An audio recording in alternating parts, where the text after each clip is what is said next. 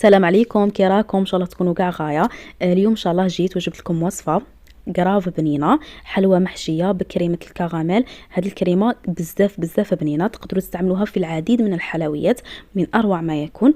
اكيد اكيد غادي تجربوها وتولوا معتمدينها، غادي تعجبكم. غير سجلوها للعيد. تبعوا معايا لا فيديو حتى الاخير باش تكتشفوا الوصفه وتسجلوها وتجربوها. ما تنساونيش بجام كومونتير لا فيديو فضلا وليس امرا، كما انا راني نتعب ونجيب لكم بالوصفات الجدد. ما تبخلونيش بجابوا كومونتير. ما نطولش عليكم ونبداو في طريقه التحضير. نبداو بسم الله. اول حاجه راح نبداو بالعجينه اللي نحتاج فيها 125 غرام زبده تكون طريه بدرجه حراره الغرفه.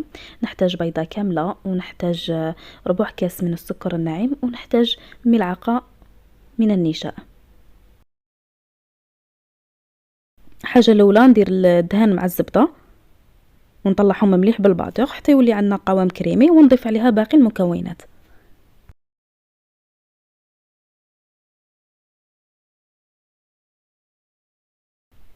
دروك كي خلط غايه الزبده مع السكر وولات لي عندي قوام كريمي، نضيف ملعقه المايزينا ونزيد هي تاني خلطها غايه بالباطور.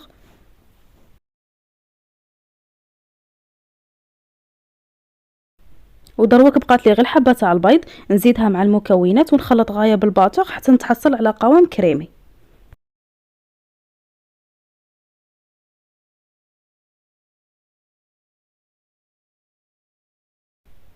هنايا زدت درت شويه من اغوم الكراميل باش يعطيني كو تاع الكراميل، يعطينا نكهه بزاف شابه الحلوه تاعنا.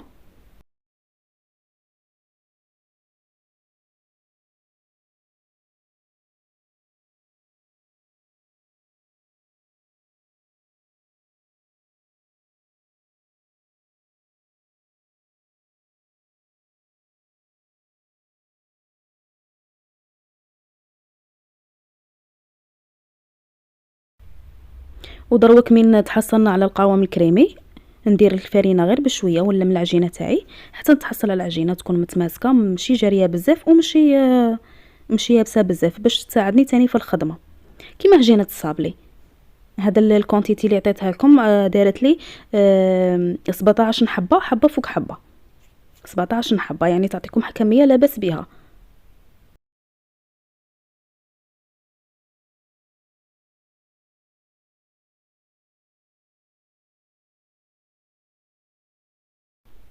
هذا هو القوام تاع العجينه اللي نتحصل عليه. دروك نديرها في كيس بلاستيكي باش ما يضربهاش الهواء وتنشف لنا. هنايا هادو هما ليمون اللي غادي نخدم بيهم. نتوما ماشي شرط تستعملوا هاد ليمول، الليمون اللي يكونوا متوفرين عندكم استعملوهم. انا استعملت هاد ليمول جايين كبار شويه.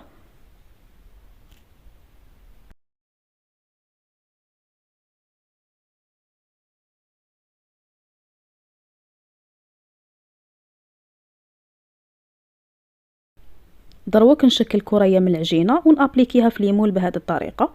هنا لازم ندير طبقه تكون رقيقه، ما نديروهاش غليظه بزاف باسكو كيما راكم تشوفوا المول تاعي جاي كبير شويه.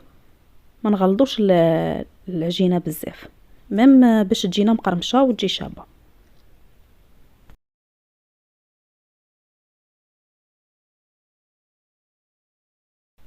وبنفس الطريقه حتى نكمل كاع ليمون اللي عندي.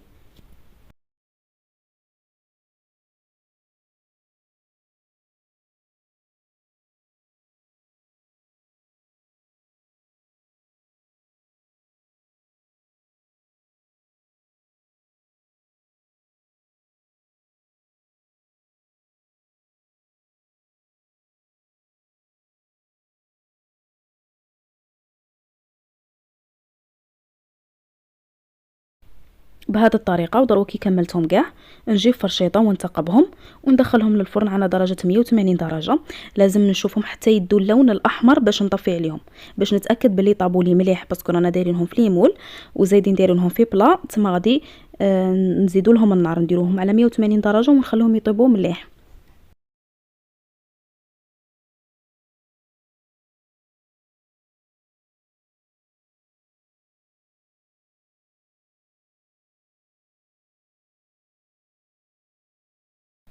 وهادو هما بعد ما طابو كي يطيبوا نخرجهم من الفرن. لازم نخليهم حتى يبردوا تماما ونديموا ليهم يديموا بكل سهوله. وشوفوا اللون تاعهم شحال شباب، يجوا حمرين ويجوا شابين ومقرمشين.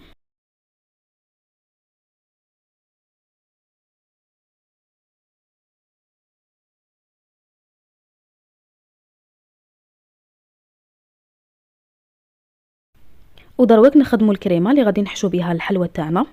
نسحقوا كاس تاع شونتيي مع نص كاس ماء يكون بارد غايه، مع 2 مغارف شوكولا بيضة. انا هنا استعملت وجدان. ونحتاج 2 مغارف كبار تاع نيسلي كراميل. الحاجه الاولى نطلع شونتيي تاعي غايه، كما قلت لكم ندير كاس تاع شونتيي مع نص كاس ماء بارد ونطلعهم غايه بالباتور.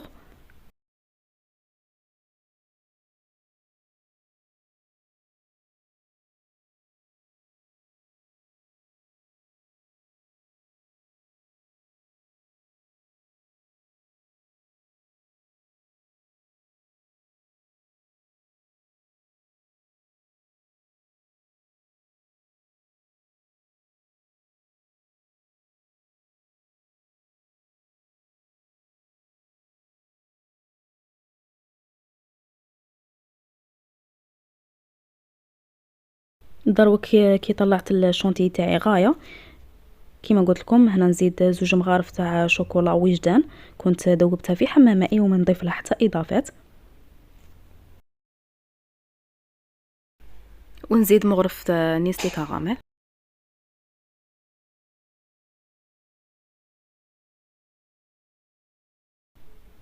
ونطلعهم غايه بالباتور حتى نتحصل على كريمه.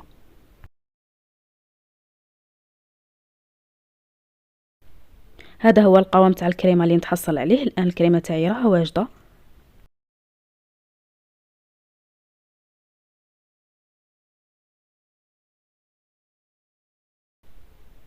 والان نحضر الحشو تاني. هنا عندي جوز يكون محمص ومقطع بهذا الشكل ونلمه بالنيسلي كراميل. انا هنا استعملت الجوز، تقدروا تستعملوا اي مكسرات يكونوا متوفرين عندكم.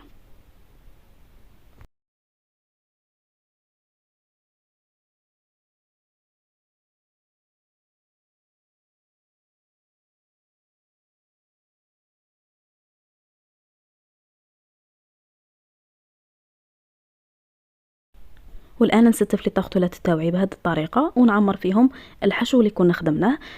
حابه ندير فيها الكريمه بهذه الطريقه، وحابه نعمرها بالمكسرات والكراميل.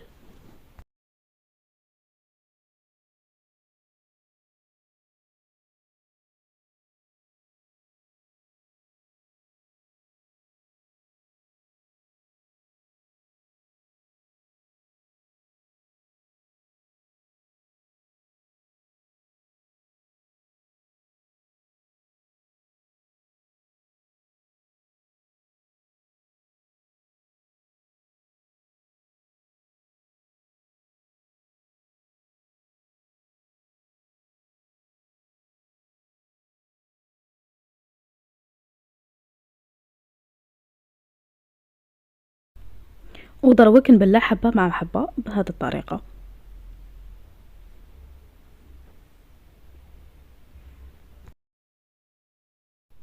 كما قلت لكم العجينه هذيك دارت لي 17 حبه في هذا الحجم الكبير. اذا استعملتوا ليمون صغار قادره تحصلوا على حتى 30 حبه ولا 35 حبه على حسب حجم المول. والكريمه اللي كنت خدمتها معكم هذيك تخدم لكم حتى 40 حبه.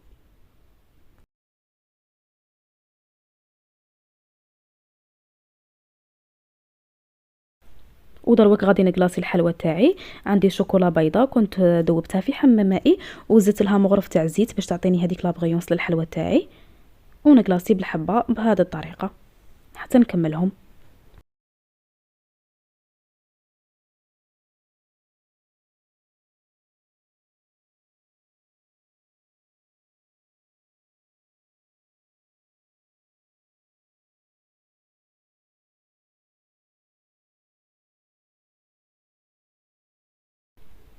ودروك بعد ما كملت كاع الحلوى تاعي كلاصيتها وجمدت لي الشوكولا، الان راح نرشهم بالناكري. هنا عندي ناكري نواغ، نضيف له القليل من الزيت ونرش به الحلوى تاعي.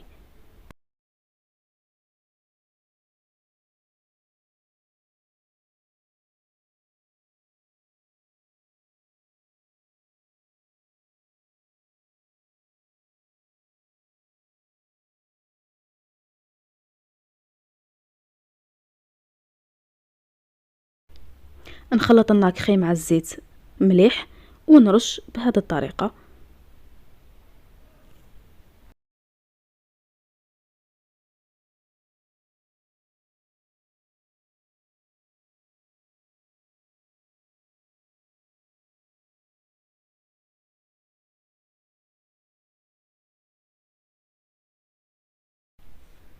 وهنايا عندي بندق كنت محمص، كنت قسمت الحبة على 2 ولصقها بالشوكولا فوق الحبة تاع الحلوى تاعي بهذا الشكل.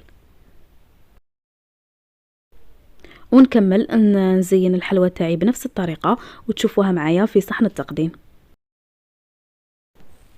هذا هو الشكل النهائي تاع الحلوى تاعنا بعد ما درتها في لي كيسات. شوفوا كيفاش جا الشكل تاعها بزاف شباب، لكن البنه ما نحكي لكمش بدون مبالغه جات بنينه بنينه. هذيك الكريمه اللي حضرناها قراف بنينه، تقدروا تستعملوها في العديد من الحلويات.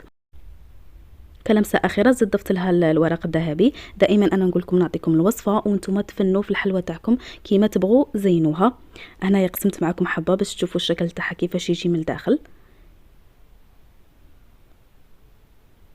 شوفوا الكريمه تاعنا شعل شابه وبنينه، ما عليكم غير تجربوها، على بالي غادي تعجبكم.